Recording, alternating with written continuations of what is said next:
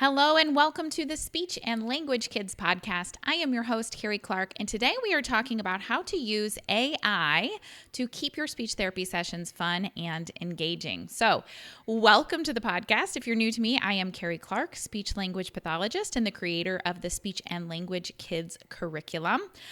This is our podcast. This month I am doing a new podcast episode every weekday. It's been going so good so far, so I'm excited to get to share today's topic with you. And then tomorrow, I think I'm going to be doing one on how to teach conversation skills. So check out that one as well. But today we are talking about artificial intelligence, AI, and just some really simple, easy ways that we can use AI strategically in our sessions to include our clients' interests, to customize our materials to exactly what they need, and to help them make faster progress. So this episode today is just going to be about the actual therapy part and how you're using AI during your therapy sessions. Now, there's a lot of really cool use cases for AI in your planning and your prep time and all of that stuff as well. But today I wanted to focus on the therapy piece of it because this is the part that I find the most fun and the most useful for me. So here is my big, beautiful overview of how this works. So the question I get all the time is, why is there only one workbook in our curriculum to teach each skill? And so the idea here is that we have this big, great, awesome system that we have created, but yes, there's only one workbook for each skill. And the reason for that is because the workbooks that teach the skills, these are the teaching materials.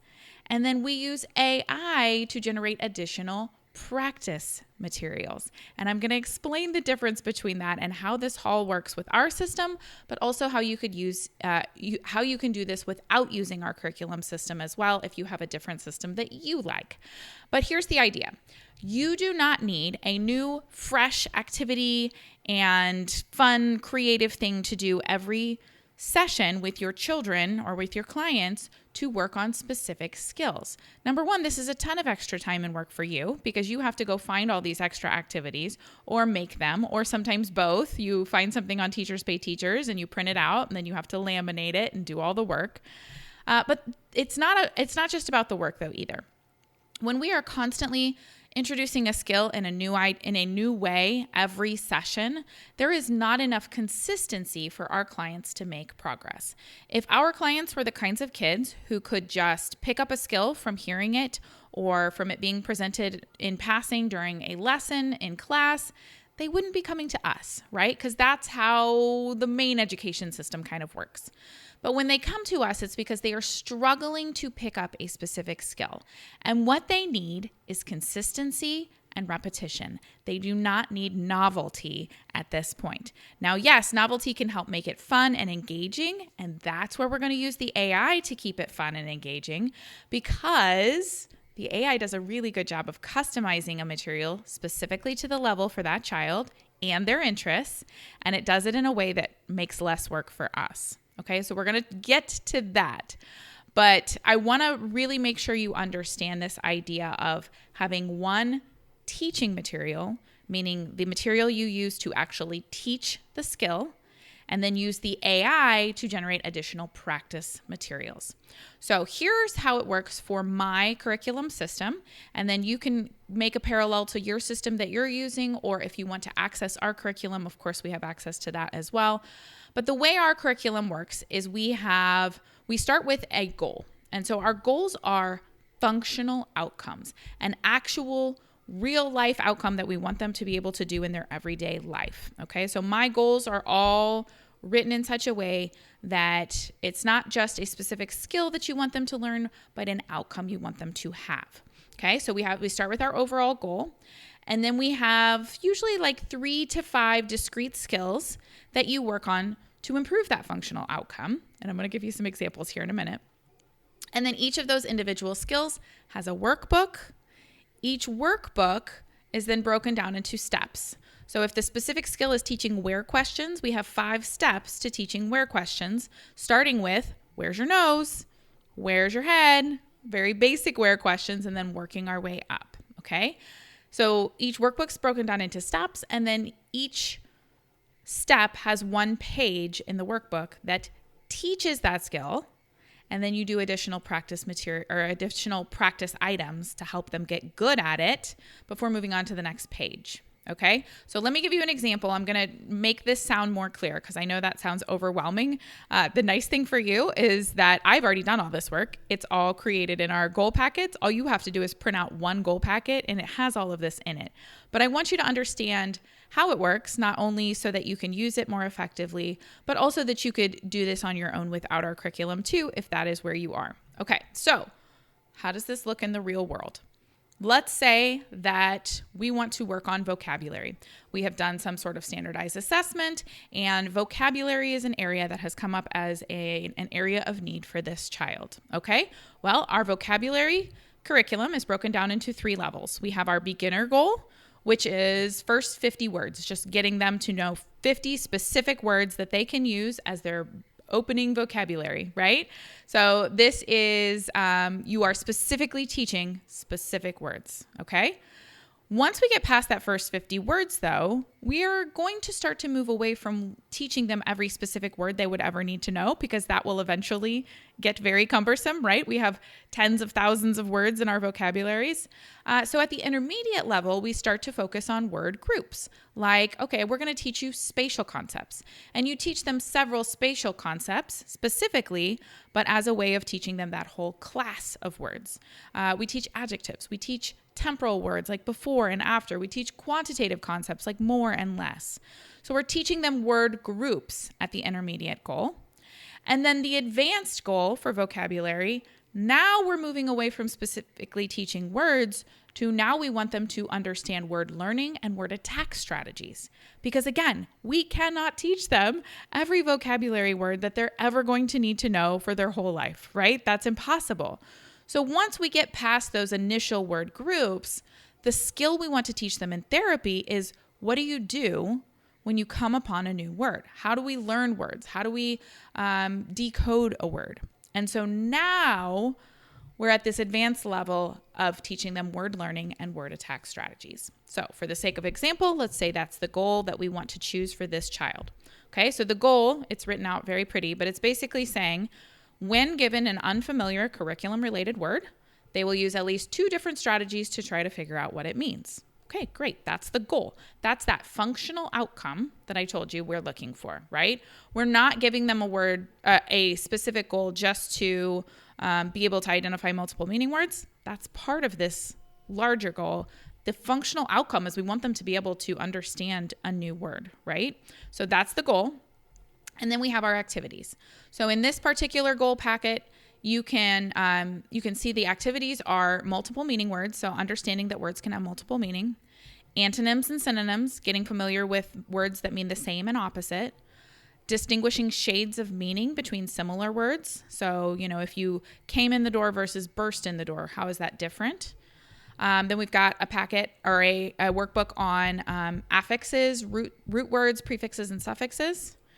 And then a workbook for word attack strategies in general, such as using your context clues, using reference materials, analyzing those roots and affixes, okay? And so those are all different workbooks that are all part of this larger packet, because each one of those specific activities will lead to progress on that functional outcome of being able to, distinguish the meaning of a new unfamiliar word, all right? So I know that sounds complicated, but from your perspective, all you have to do is download the packet and all of that's in there. I've already done the building piece of this where I've built out the skill progression, I've built out the curriculum and laid it out for you using evidence-based methods of how children learn. So what you'll find when you download that goal packet is you will find the specific worksheets that work on those specific skills. So let's say you're working on prefixes and suffixes as part of this goal. You're on the page for guessing the meaning of words based on common prefixes, right? So we say, okay, un means the opposite of. And so undo, what would that mean? Oh, you're making it not the way it was, right? So you're working on these specific prefixes, you're teaching them, you've worked on all the practice items on this teaching material, on this worksheet in front of you. but they're still struggling. Okay, well, they need extra practice on that, right? So you could repeat those ones on the page over and over again. But at this point, it's really helpful for them to have a way to practice further, practice more in depth, and to just give them additional opportunities to get repetitions in on this skill, right? Here is where the AI comes to our rescue. Because instead of you having to go out and find a bunch more activities that target those same prefixes, which cost you time and money and energy, you can use the AI to generate additional practice materials that are not only customized to the specific prefixes or a specific level of the skill you need, but you can also customize it to their interests. So now we've got more buy-in, right? So let's say we need to work on prefixes and this child really loves Minecraft. I can say, okay, AI, I need you to give me a list of words at a 5th grade reading level that all have common prefixes and are all related to Minecraft. And it will give you a list of words that you can go over with the client. And this will happen in seconds. And it is something that you can do right there in your session. You don't have to prepare these ahead of time. Okay? So even if you're not using my curriculum, your general game plan should be the same as this. You should stick with one way of teaching it, one teaching activity, and then supplement with extra practice items that can be generated by the AI. We're not trying to reinvent new ways to teach or work on a skill every week. We're using the same teaching material week after week after week until they get it for repetition. And then if we need extra practice items during that session, we pull up the AI, we ask for what we're looking for. Okay? So I'm going to give you some examples. Inside our curriculum platform, we do have AI bots that I have already programmed to generate different types of practice materials. All you have to do is enter the skill they're working on and their interests. Sometimes there's a box for like the grade level or age level, that kind of thing. But you're just going to put in a few words and then it is going to generate what you're looking for because I've already pre-programmed the bots with all the prompts and everything that you need to put in. Now you can also do this with ChatGPT or another AI tool. You will just have to craft those prompts yourself in terms of saying, okay, I am a speech language pathologist and I am making this kind of resource for my student. This is what he's working on. This is the grade level. Here are his interests. Please generate a word list that contains this, So that's the way you craft the prompt. It's conversational. You're talking to the AI as if you were talking to a human being. So you can do it on something like ChatGPT. I know there's others, but I don't know which ones they are. Or if you are inside our subscription platform, you can just use our AI tools that are already in there. So here are some examples of different types of practice materials that you can generate. So the first one is actual activity ideas. And by that, I mean no prep activity because we're not trying to give you more work. But there you can use the AI. I have one built where it will generate some sort of a game or activity that you can play in your space with little to no materials, and you can target whatever skills. So I've set mine to specifically be able to create activities and games that target different skills for different kids. So if you have a group of kids, you can say, okay, I've got this kid is working on this skill. I've got the second kid working on that skill, and the third kid's working on this skill. And we're going to be in the therapy room for 30 minutes. Give me a game we can play that'll work on all of those skills, and it will generate actual game and activity ideas. So that's super fun. The next one is a word list. That one's super easy. If you just need some words to practice, you can, have it generate a list on any topic, any interests, any specific types of words. You can specify specific sounds. You can specify parts of speech, anything that you need from a word list. Taking that a step further, you could also generate a list of sentences or prompts.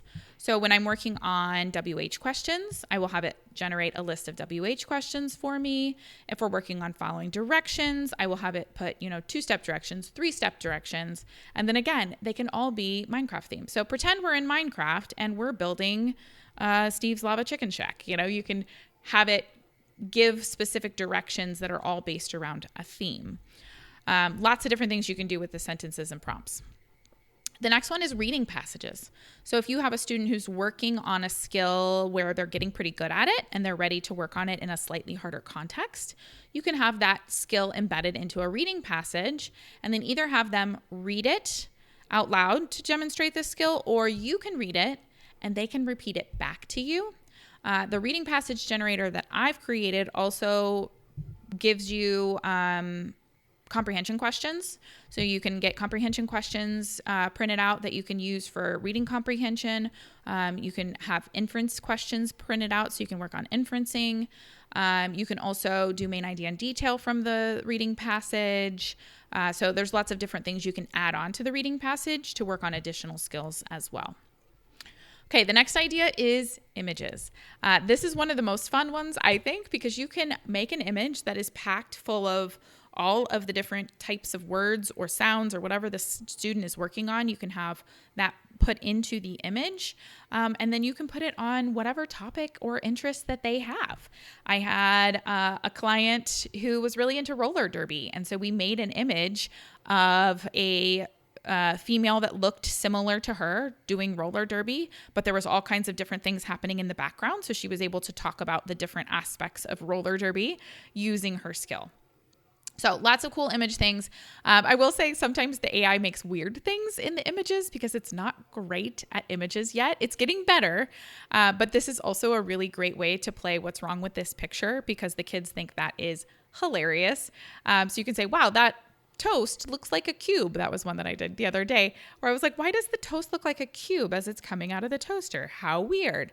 But the kids love that because they get to pick out what's funny and then they're still using their skill, right? We were working on ST, so toast has our ST, but we get to say the word toast about 20 times as we're talking about how weird that toast is, right? So that can be a fun way to do it. Another idea for images that my own children really love is they love making what do you call them? Like public service announcement posters. If you remember back in the day, there used to be, PSA, it's a public service announcement, and it was a poster and it would say like, don't forget to wash your hands or whatever it was. So we'll come up with silly things to make a public service announcement poster on. And then the posters are usually pretty funny. So my kids did one that was no sitting on babies because we have a, oh gosh, what's that book called? We have a book that's the pirates are babysitting, and one of the pirates says, no sitting on babies. And so they made a public service announcement for not sitting on babies, and it was hilarious. So fun ideas you can do with images.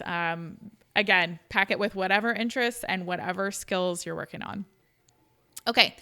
Next one is conversational prompts. So if you have a student who's working on a skill in conversation, I don't know about you, but I usually run out of things to ask about or talk about, and I end up talking about the same things over and over again. So you can have it generate prompts, tell me about a time that you built this thing in Minecraft, or, it'll give you prompts on whatever topic you want or whatever interests that the clients have. So you can say, hey, tell me what's your favorite thing to talk about right now? What are we into? And then you can have conversational prompts generated specifically for that topic. All right, two more. The next one is social scenario. This is my other favorite outside of images because I think this is one that in the past has been hard to work on, and it makes it so much quicker and easier. So if you have a student who's working on social skills, you can generate a scenario that is specific to the exact type of social skill that they need. The bot that I built gives you the social scenario, and you can pick the context, like whether it's at school or the library or a restaurant or home. You can pick the specific social skill you want them to work on, and you can get really nitty gritty, right? I think this is, in the past, it's been hard because, maybe I want to work on this very specific nuanced skill, but there's not a lot of social stories already created for that. This is going to tailor it to the exact specific skill that they're struggling with. And then it'll give you the scenario, and then it'll give a prompt that'll say, what should you do? What would you do in this situation to blah, blah, blah. Then my bot will give you several suggestions. So it'll say, you could do this, you could do that, you could do this other thing. And so if my client is not able to come up with ideas on their own, I say, well, let's look at what the AI thought. Are any of these any good?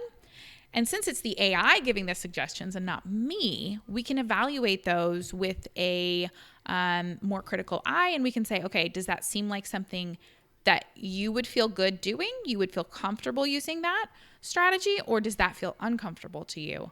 And that allows us to really push this into that neurodiversity affirming care where we're saying, hey, it's okay if you don't feel comfortable looking someone in the eye and saying, stop, I don't like that. Let's explore some other ways that you could get that same thing accomplished in a way that feels more comfortable for you, right? So I love the social scenario generator. That's one of my favorites. And then the last one I have on my list is a social story generator. So again, if you're working on social skills and you need a social story, so far I have yet to find a tool that will reliably put together both the social story text and the images at the same time. So what I like to do, I have a social story text generator that will generate the actual story of, my name is Johnny and I like to play with my friends. If I want to talk to my friend, I can say, so it'll give you that kind of wording where it'll teach them the skill in a story-based method that is first person, all positive affirming language, all of that's already built into it. And then I will take that social story text and I will either take pictures of the child doing the steps to use for the book so it looks like them and they're more excited about it, or I will then go back to the image generator and generate specific images for each page based on what the text of that page is. And that seems to be more accurate than if I just try to have it all generate at once. It tends to get a little wonky. So those are the different AI material generators that I have been playing with, that I have created, and that my subscribers can use inside our platform. Again, you can do all of those same things in ChatGPT or another AI tool. You just need to remember it's conversational. So hop in there, tell it what the purpose is, tell it who you're working with. Obviously, these are not HIPAA compliant, so don't put any personal identifying information in, but say, I have a 4th grade male who is interested in these things, and then you can generate the materials that you need that way. Okay, so if you want to access our subscription, our curriculum, and the AI tools, it's all one subscription. It's just $50 a month. You can access that at hub.speechandlanguagekids.com, and that gets you access to everything. There's also a 7-day free trial if you want to try it out before you buy it. But this is the idea, right? You are still doing the therapy. You are not letting the AI take over the therapy. I know there are different AI platforms that are intended to talk to the children and actually work on the skills with them. I personally have not tried any of these. And just from what I'm seeing, I don't really feel like the technology is quite there yet. Maybe at some point that'll be a viable option for having our students practice outside of therapy. But right now we want to make sure we are still doing the therapy in the ways that we know work. And then we're just using the AI to help us make those materials for extra practice items that are exactly what our client needs. And we're doing this in such a way that we can generate those right there in the middle of our session. We don't have to take extra time outside of our sessions to prep this, to plan this. Our clients are going to be more engaged because it's about something they're interested in. But we're going to have what we need at our fingertips without having to spend all that extra time or building our own resources based on their interests, right? So I love this. I love AI for this. I hope you like this too. I'd love to hear your thoughts on what you're using AI for in your therapy sessions. So you can leave a comment. You can pop on over into our curriculum. We have our discussion boards in there that you can hop in and have those conversations there as well. I'm excited. I hope you are too. Let me know how that goes for you. And then if you need any help accessing our curriculum or our AI tools, email me at carrie@speechandlanguagekids.com and we'll get you all taken care of. All right. So tomorrow is conversational skills. We'll see you on that one. And let me know if you need anything else. Bye for now.